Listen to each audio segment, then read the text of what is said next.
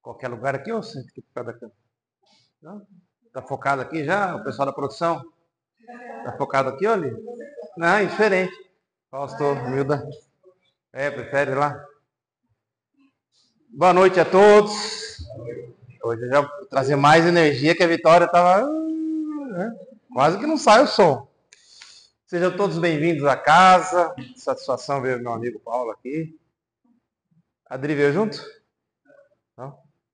Então sejam todos bem-vindos. O tema de hoje, como todos os ensinamentos de Jesus, Sebastião,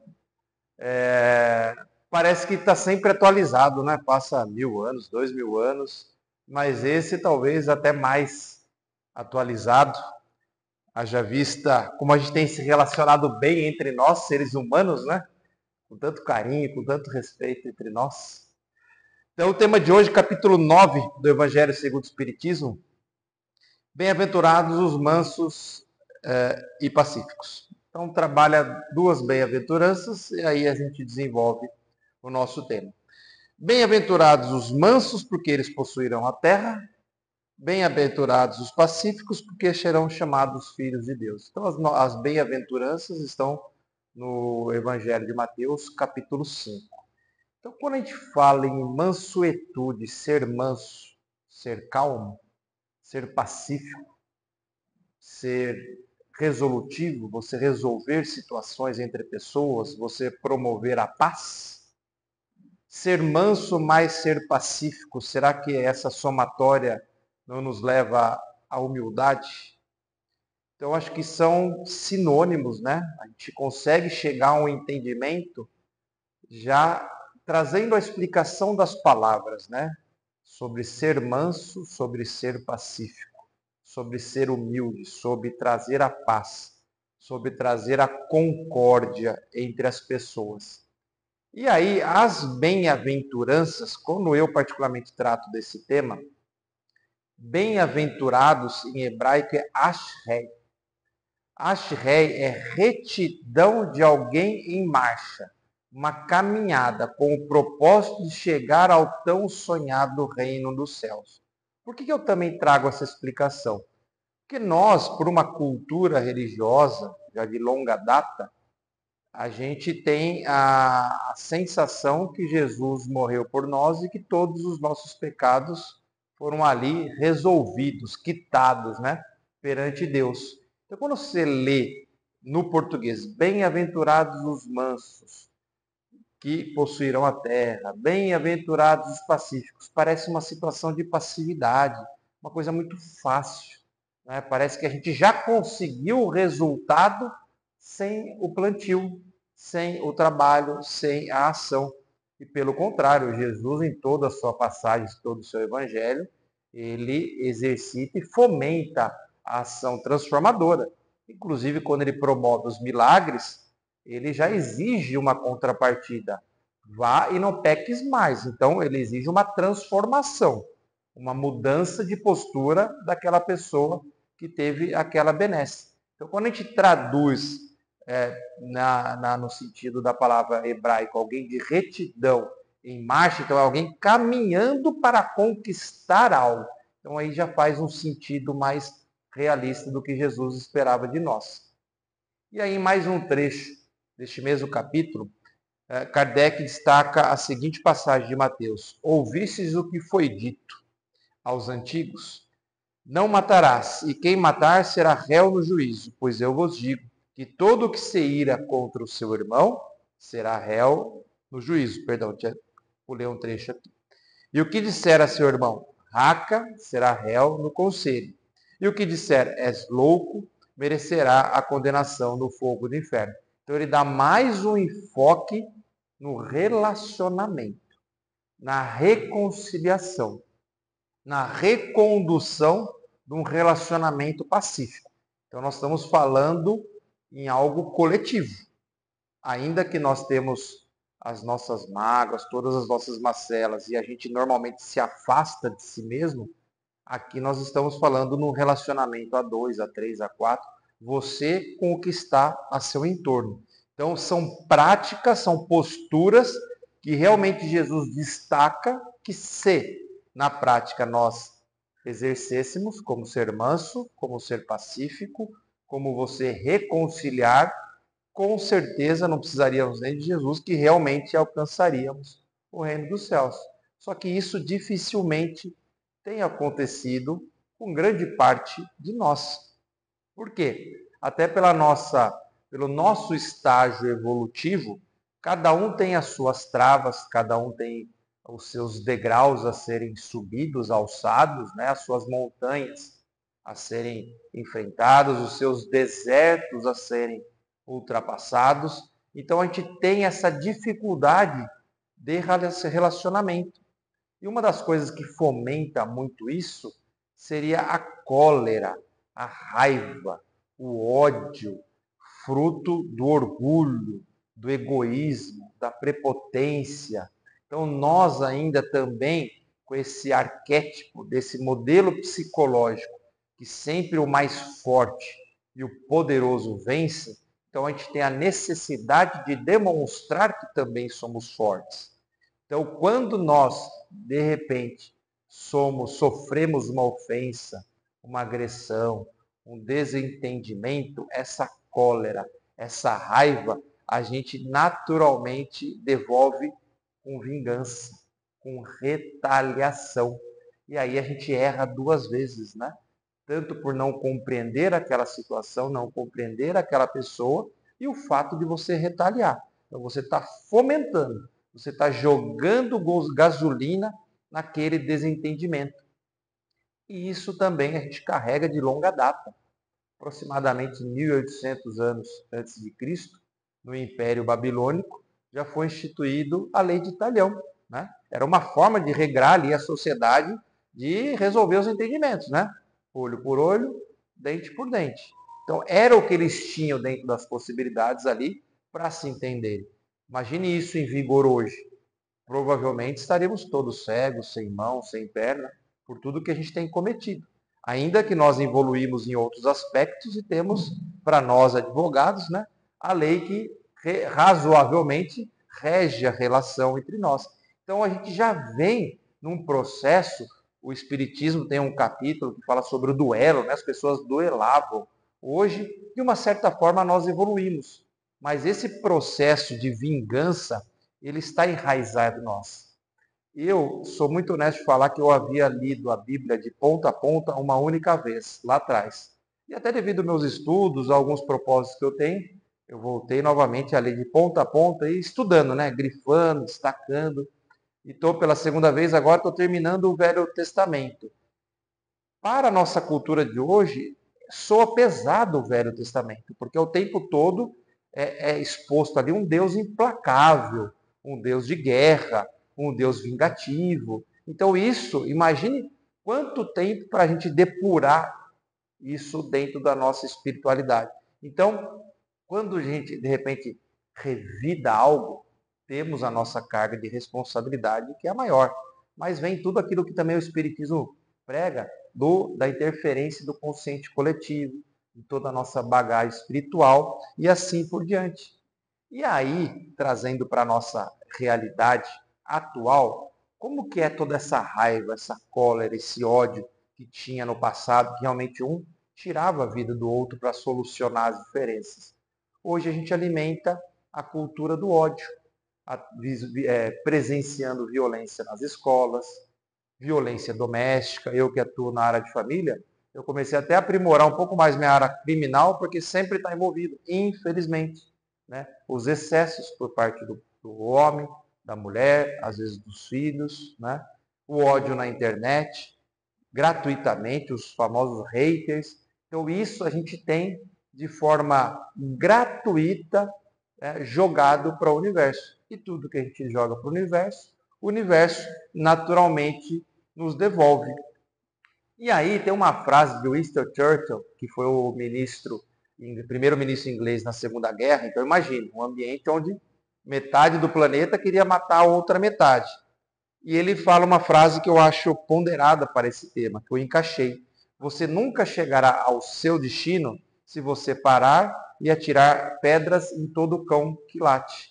Então, se a gente querer retalhar, vingar, devolver tudo de negativo ou errado que as pessoas debruçam em nós, dificilmente eu darei o segundo passo. Se, por exemplo, graças a Deus por hora não acontece, mas se toda a minha preleção, postagem, alguém me xingasse e eu, por essa postagem, parasse para retribuir aquilo, eu não conseguiria andar. E você vê isso muito no depoimento de pessoas que têm uma exposição grande na internet. Quando ela é questionada, pô, como que você lida com os haters, com as ofensas? Pô, se eu parar para lidar e pensar e captar essa energia negativa, meu trabalho já vai para o ralo. Dificilmente eu vou dar o segundo passo. E é assim na nossa vida. Então, aí entra a principal trava aliada ao egoísmo da nossa vida, que é o orgulho. Vou até ler o significado da palavra orgulho. Orgulho é um sentimento de dignidade pessoal, brio, altivez, amor próprio demasiado, soberba.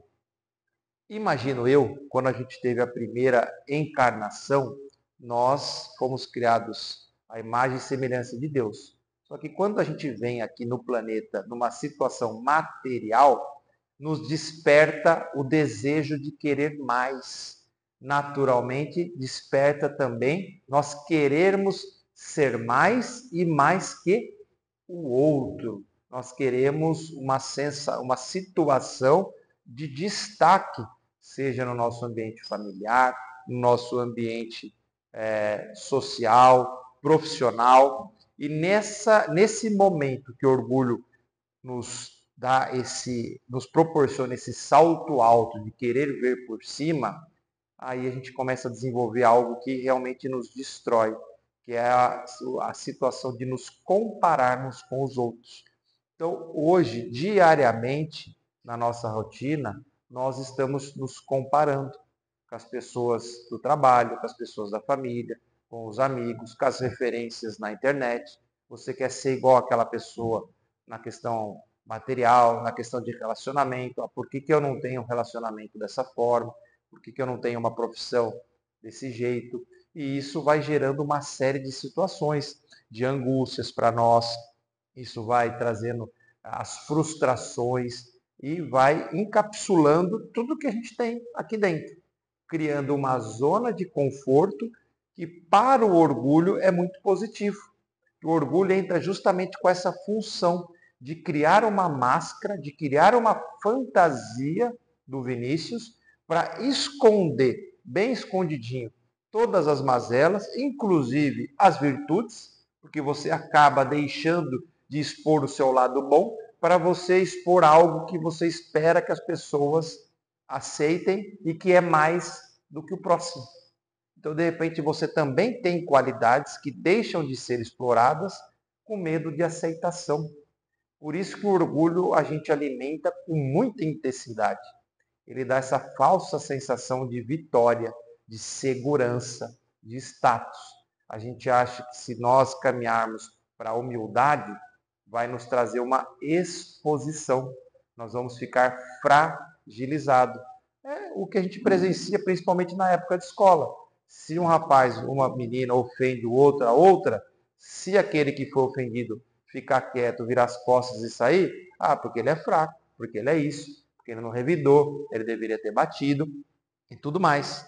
E aí, com isso, a gente vai construindo, junto com o orgulho, dentro da nossa realidade atual, acho que uma das piores consequências dele estar presente em nós e nos trazer essa cegueira para a nossa realidade, que é a indiferença moral. A gente vai desprezando o sentimento do próximo, a gente vai diminuindo o que o próximo está sentindo, o que o próximo está precisando, porque os meus problemas são sempre piores, as minhas necessidades são sempre as primeiras, o meu objetivo tem que vir primeiro e assim sucessivamente. Então, essa postura de indiferença moral através do orgulho, ele faz o quê? Ele distancia as pessoas. Se ele distancia as pessoas, ele vai contra o capítulo de hoje, que é ser manso, ser pacífico e reconciliar. Então veja como que a gente vai chegando numa conclusão onde a cólera, a raiva, a vingança, o orgulho e todos esses sentimentos e características que se mesclam entre si e a gente alimenta por uma série de aspectos, vai distanciando das pessoas. Poxa, Vinícius, ok, todos temos isso, cada um dentro do seu estágio consegue compreender o nível de intensidade que isso está ou não presente na nossa vida, mas nós precisamos dar o segundo passo. Nós precisamos evoluir, nós precisamos transformar, como Jesus solicitou para aqueles que ele salvou, que ele curou daquela enfermidade. Vá e não peques mais. Esse var, esse ir, nós estamos tendo essa oportunidade, que é o livre-arbítrio de estarmos aqui hoje. Estamos tendo um ciclo terreno. Talvez já tivemos outros e teremos mais aqui na Terra ou em outro lugar. Então, dentro desse ciclo terreno que estamos vivendo, o que precisaremos fazer? Naturalmente, o autoconhecimento. Acho que a principal entrega, na minha opinião, que o Espiritismo faz para a sociedade é justamente fomentar isso entre os seus seguidores, entre os seus adeptos, que é o autoconhecimento. Normalmente você vai se familiarizar com isso quando alguém passa por realmente um desequilíbrio e busca auxílio de um psicólogo, um psiquiatra, um psicanalista.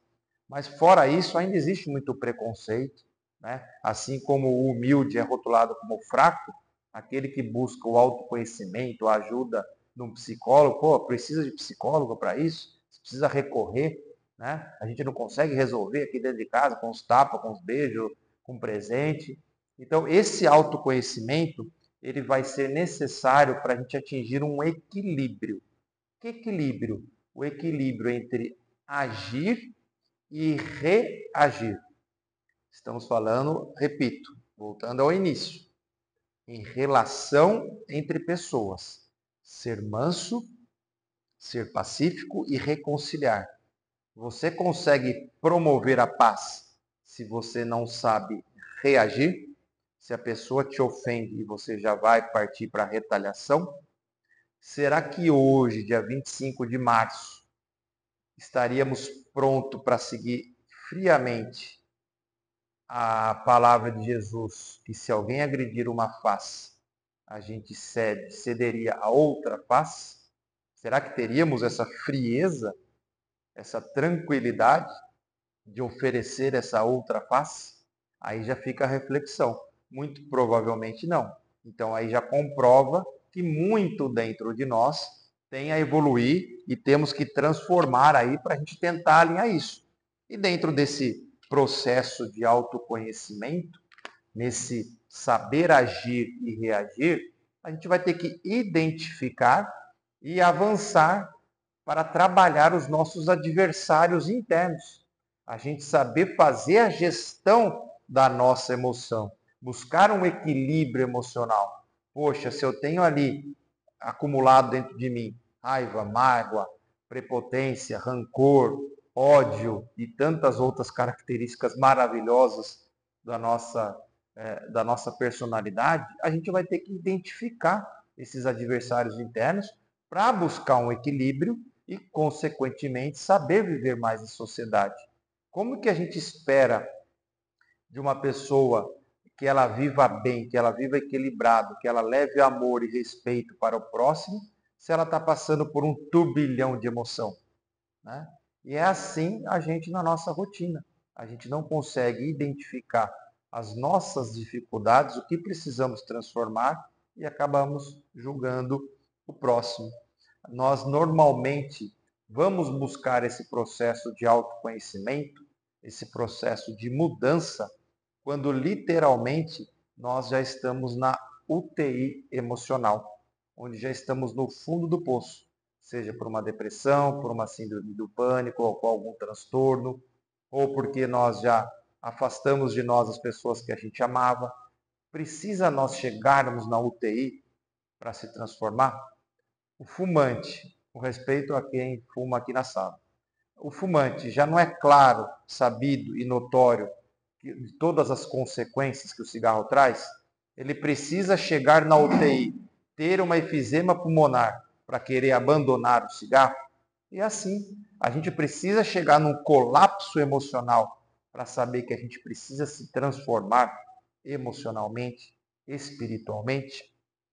Todo homem é o que é pelos pensamentos dominantes que permite a sua mente abrigar. Não há limitações à mente, exceto aquelas que admitimos. Então, a partir do momento que a gente reconhece que temos algo a mudar, efetivamente a gente muda e consegue mudar. E aí tem algumas posturas, né, que nós devemos ou deveríamos adotar dentro da nossa conduta para justamente promover a nossa evolução dentro de um convívio social. Por quê? À medida que eu ofereço o meu melhor para a sociedade, naturalmente eu vou receber o melhor das pessoas. E a partir do momento que eu entrego o meu lado pior, naturalmente eu vou receber ofensas e retaliações. Mencionei há pouco. O que a gente joga para o universo nos devolve. E que tipo de posturas a gente poderia adotar que realmente levaria nós a aproximarmos de ser efetivamente manso, efetivamente ser pacífico e efetivamente dar um passo a mais para reconciliar com o nosso adversário. A primeira delas é justamente ter a paciência. Por quê? Hoje, no mundo acelerado que nós vivemos, nós queremos ver tudo fácil, rápido, para ontem. Nós ou estamos naquele processo nostálgico de viver só o passado, ou o mais comum, pela falta de paciência, uma rotina extremamente ansiosa, vivendo o futuro, na expectativa do futuro. E aí essa ansiedade, que já é característica presente em todos nós, em maior ou menor escala, somado às nossas angústias, nós viramos uma bomba ambulante. Então eu estou no trânsito, sempre ansioso, sempre atrasado, sempre correndo, com as minhas angústias, alguém me dá uma fechada. Eu vou elogiar, eu vou mandar um beijinho, ou eu vou xingar, se eu tiver uma arma, já vou sacar a arma. Então nós vivemos como uma bomba ambulante, pela falta da paciência, pela falta de nós compreendermos o rito normal da vida, a sequência normal da vida, o tempo de cada um, estamos o tempo todo prestes a explodir. E isso nós vemos em todos os momentos da nossa vida, seja com nós ou seja com o próximo.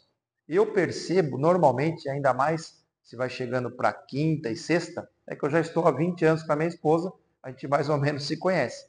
Mas vai chegando quinta e sexta, você psicologicamente vai ficando saturado, né? Por todo o desgaste emocional profissional que você teve, a rotina justamente ansiosa, acelerada que todos nós vivemos. Então, quando ou eu ou ela, normalmente eu que chego depois, chego em casa, sei lá, acabei daqui, acabei o evangelho, eu vou chegar lá 8:30 da noite. Dependendo do tema que ela toca, aquele horário, você está querendo chegar, tomar banho, descansar, já devolve com uma patada. Por quê? Já somou aquela ansiedade, as nossas angústias, o nosso cansaço, você só estava esperando algo para dar o estalo.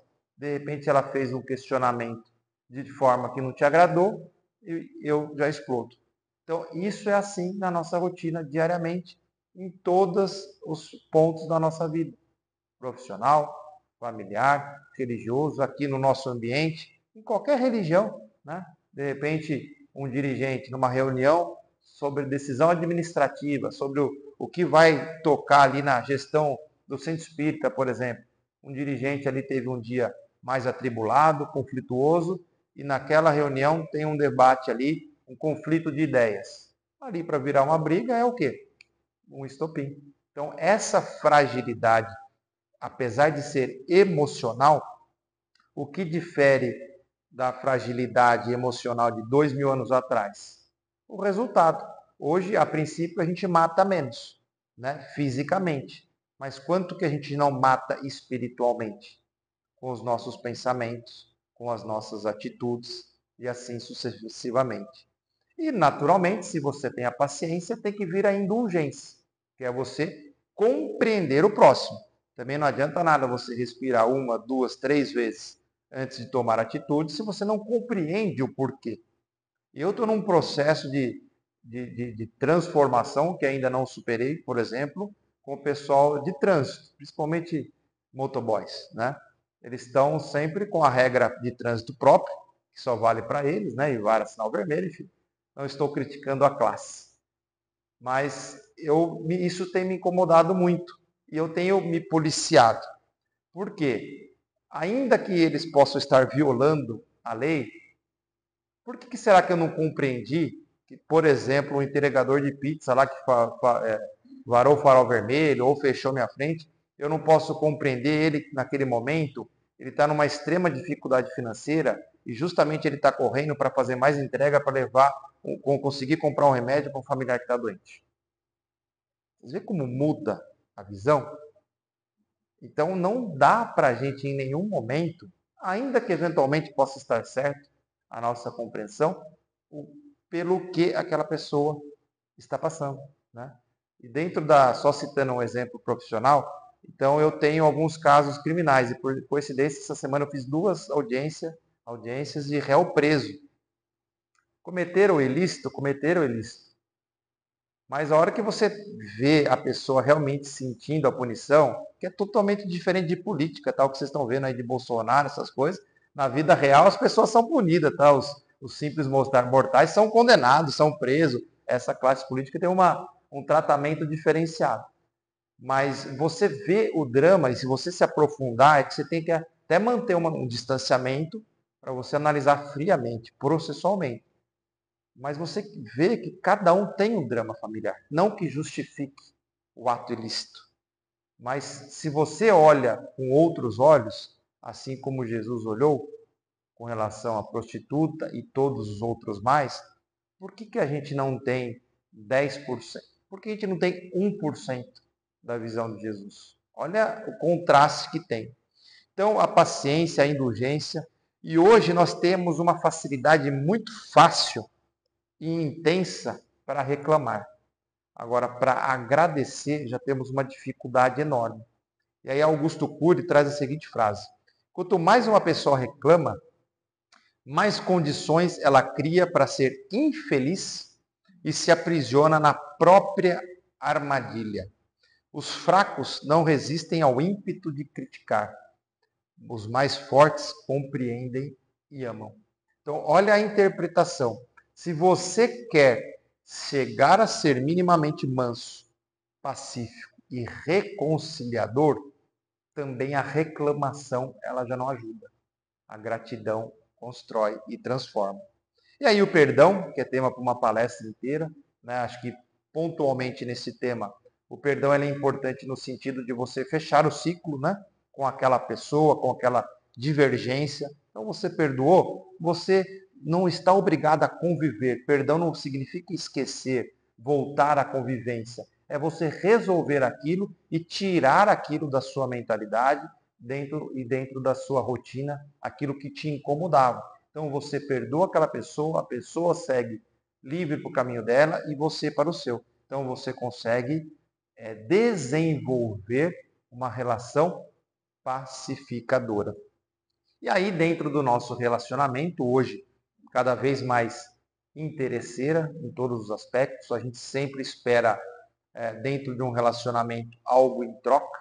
Então, que a gente possa ter relacionamentos menos despretensiosos, simplesmente pelo fato de a gente gostar da pessoa e querer fazer algo com a pessoa, porque aí sim seremos essa pessoa mansa, essa pessoa de paz, essa pessoa de amor, essa pessoa de integração na nossa rotina. Outro ponto que acho que é a unanimidade dentro do processo educacional, como maior ferramenta de educar alguém, é justamente você ser exemplo. Né? E para quem é pai, sabe como funciona. Você pode trazer todas as doutrinas paterno-filiais e pôr em prática ali, que se você não der exemplo, não vai funcionar. Então, numa sociedade como a nossa, onde a gente busca essa máxima de nos tornarmos manso e pacífico, nós temos que ser exemplo. Não adianta eu falar e não exercer aquilo que eu falo. E também espelharmos em grandes exemplos. Nós aqui no Espiritismo temos diversos exemplos, né? Entre o maior Jesus aqui que veio e ensinou uma quantidade gigantesca de posturas, de condutas e pensamentos que nós poderíamos e deveríamos praticar. E por que tudo isso? Por que será que Jesus, já há 2000 e tantos anos atrás, trouxe a importância desse tema? Porque o nosso planeta é um planeta de evolução coletiva. Nós precisamos uns dos outros. Então, se a gente não conseguir esse equilíbrio entre a sociedade, dificilmente alguém isoladamente vai evoluir e o coletivo vai evoluir. Então, nós precisamos dessa evolução. Nós estamos carentes hoje, em 2025, de união, de fortalecimento da família, e temos vivenciado e alimentado de forma permanente crises de relacionamento em todos os aspectos. Você não aceita seu chefe não aceita você não aceita seu colega de trabalho, você não aceita seu colega de religião, você não aceita o seu amigo como é, você não aceita seu cônjuge, você não aceita seu filho, você não aceita sua sogra. Então nós, em algum ponto da nossa rotina, nós alimentamos essas crises de relacionamento. E aí a gente está o quê? Jogando para o universo, né? Onde tudo isso se potencializa numa energia, a energia cósmica universal, o Espiritismo traz para nós, e isso vai influenciar no pensamento de todos aqueles que, a hora que cair o padrão vibratório, vai possivelmente cometer um ato ilícito e debruçar numa campanha errada aí ao longo da vida. Então, a importância da gente fomentar essa união, essa reestruturação familiar, para que a gente entregue para o universo algo melhor e realmente o universo possa nos devolver. Uma frase de Einstein, que eu encaixo em algumas palestras, e acho que dá para essa aqui também. Se um dia tiver que escolher entre o mundo e o amor, lembre-se. Se você escolher o mundo, você fica sem o amor. Mas se você escolher o amor, você conquistará o mundo. Então, o amor, ele vale muito mais que a vida.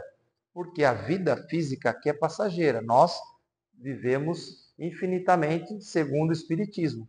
Então, se nós fizermos uma vida diferente para o bem, com o amor, sendo manso, pacífico e reconciliador, naturalmente isso terá uma valia muito maior do que só essa pequena jornada terrena. E aí também, para a gente encerrar o tema de hoje, fica a reflexão. Né?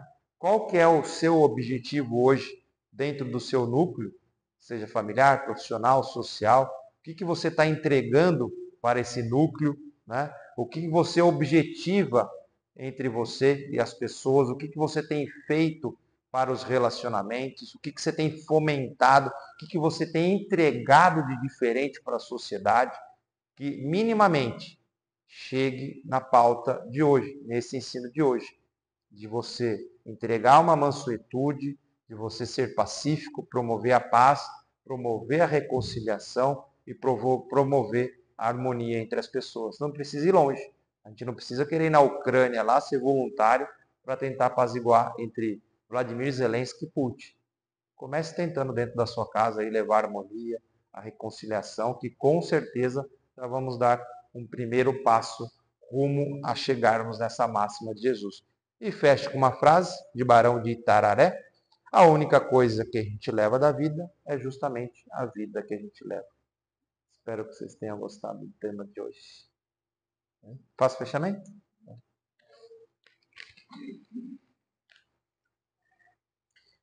Então, agradecidos hoje a toda a equipe espiritual da casa, a Deus, essa força maior, a Jesus, nosso Mestre. Nesta terça-feira, 25 de março, por nos possibilitar estar aqui com vida e vida em abundância, como o Senhor nos prometeu, e assim trilharemos para que essa abundância, prosperidade, empatia, respeito, seja algo corriqueiro e presente na nossa vida.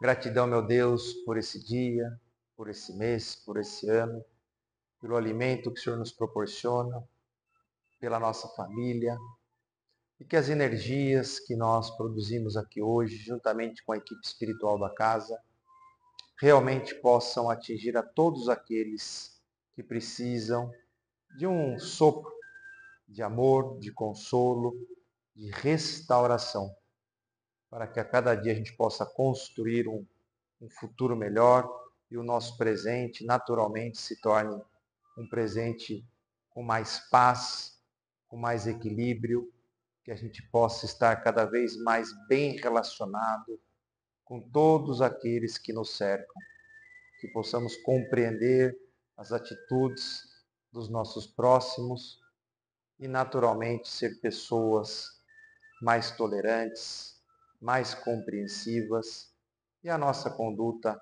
entregue para o universo uma postura melhor, uma energia melhor, para que tanto nós individualmente, quanto todos aqui que habitam no planeta Terra, possamos evoluir e caminhar cada vez mais para seguir na plenitude dos ensinamentos de Jesus. Gratidão, meu Deus, por essa oportunidade. Que o Senhor abençoe e ilumine a nossa caminhada. Que assim seja. Graças a Deus, graças a Jesus.